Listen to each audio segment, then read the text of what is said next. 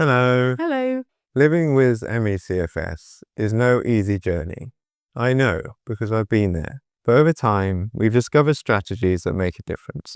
So today we're going to reveal our 10 life-changing rules that have helped us feel more in control of this horrible condition.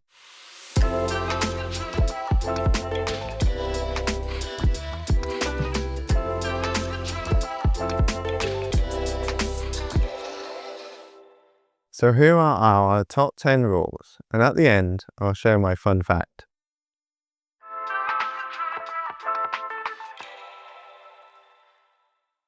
Number 1.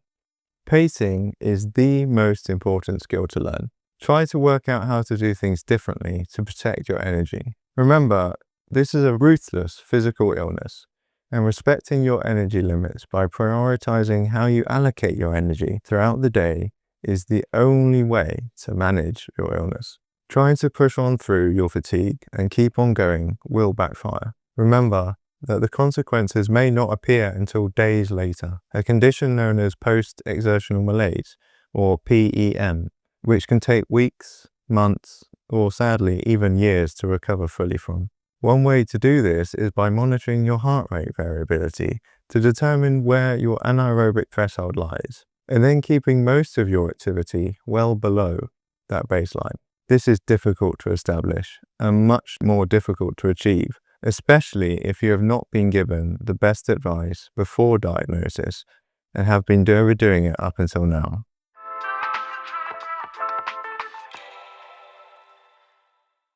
Number 2, make sure you are thoroughly tested to rule out every other possibility. Fatigue is a symptom of something serious in your body that is not working. We're putting together a new video that will be ready soon on how to analyze your own blood test results using optimal ranges rather than the ranges that the labs give the doctors. This may show that you actually do have issues that the doctors missed, like it did for me. So, as a minimum, ensure that you are tested for vitamin B12, vitamin D, iron in the form of ferritin, and the entire thyroid panel, which includes TSH, T4, T3, and antibodies. Even if the doctor says these are within the normal range, please gather your test results, and if our video is ready, it will show up here. Otherwise, subscribe and hit the notification bell so that you know when that one comes out. It's an important one. Also, make sure to check your creatine levels. If they are in the bottom quarter of the range, then watch the video Creatine, Elliot's energy formula, for something that may have a significant impact on your energy levels.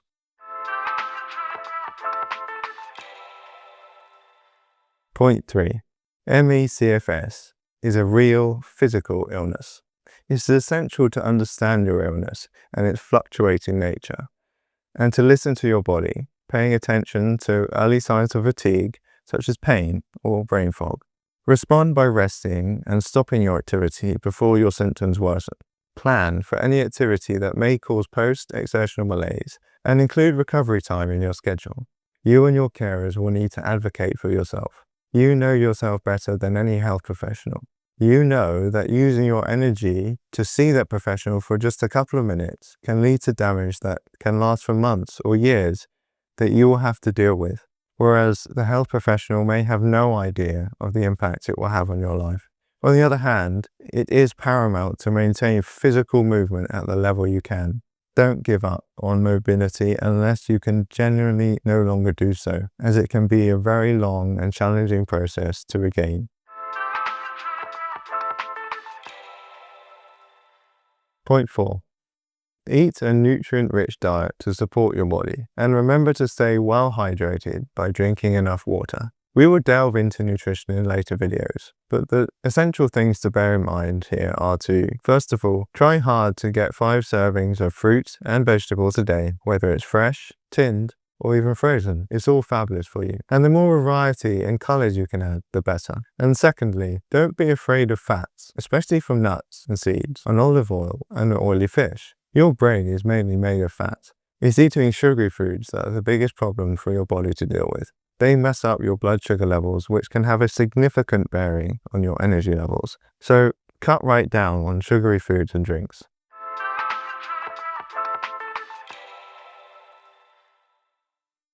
Point 5. Don't give up hope that you will get better, but be realistic that there is no quick fix. It's essential to accept your current limits and avoid self-blame.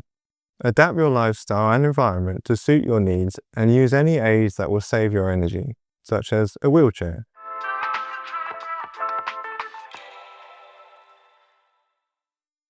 Point 6. Keep informed and up to date with research and treatments for ME/CFS, and work with healthcare professionals who are knowledgeable about your condition. However, be cautious, as there is a considerable amount of misleading information, some of which is positively dangerous. I know so many people who have spent fortunes on treatments and supplements which, at best, have made little or no difference, or, unfortunately, like me, you may have tried things that have made you worse. When you first realize that you have been diagnosed with ME/CFS and there is no conventional medicine or treatment that can cure you at the moment, it's only natural that you're going to start looking for answers elsewhere. But how do you know who you can trust? If you do look into alternative treatments, please be very careful, ensuring that it has been adequately researched and using your test results and sensitivities to personalize the treatment for you. You may be very sensitive to new medication or supplements, so start anything new in very tiny amounts for a few days just to make sure you can cope with it before you start increasing the dosage. Point 7. Develop a good sleep routine. Good sleep is essential for healing, so avoid using technology for a few hours before going to bed, and ensure the room is dark to encourage your body to produce melatonin. Many with ME/CFS have a disrupted circadian rhythm and have a different sleep cycle. To try and reset it, only try to move your bedtime back by no more than 15 minutes at a time. I know it's not always possible, but if you can get early morning sunlight into your eyes, it will help reset your body's internal clock. Even a UVB lamp on your skin in the morning will help with this, and at the same time help you make some vitamin D. Brands like Spurty and Care both make these types of lamps.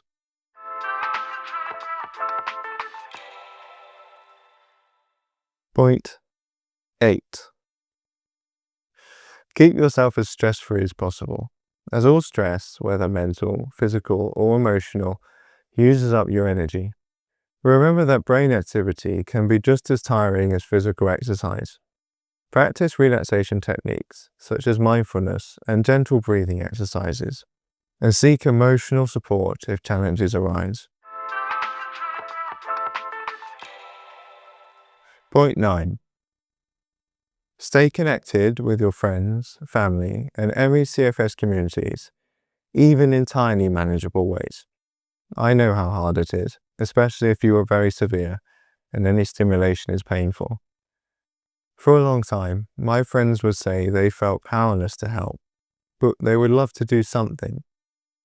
So, my mother would encourage them to send me short texts, jokes, or Bible verses just to let me know that they were thinking about me. I couldn't read them for years, but I knew that they were there and that people missed me.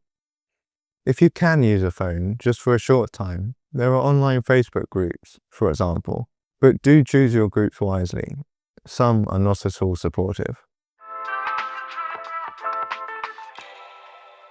Point 10.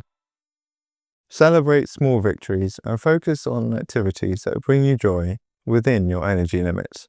Life is still worth living. Over the years, we've experienced many painful emotions. As your world gradually shrinks, it is natural to grieve for your old life and the friends you are missing. Adapting to this illness takes a lot of time and a lot of grief for all of you involved. There may even be times when you want to die. I know that I often thought about it. It can feel like there is just no way out. So, try to shift your attention on what you can accomplish rather than what you cannot. Many people find worth in the fight to reclaim their old life. But remember, recovery can be very slow, and so it's essential to learn to see this new life differently and accept the new limits of your illness. Despite the difficulties, I have learned to appreciate life more deeply than before, even in the most challenging times. Life is a gift, and passing through this trial has helped me to view each day with gratitude. After all that heavy stuff, now it's time for my fun fact. Did you know that if you got in your time machine and went back to early 18th century London and you asked for a Kit Kat, you might be in for a bit of a surprise? Well, if you're expecting the delicious taste of chocolate, then you surely would be. You see, back in the year 1700, a man named Christopher Cat was creating mutton pies that people found so tasty they named Kit Kats in his honour. I hope you enjoy my little time travel advice. See you next time.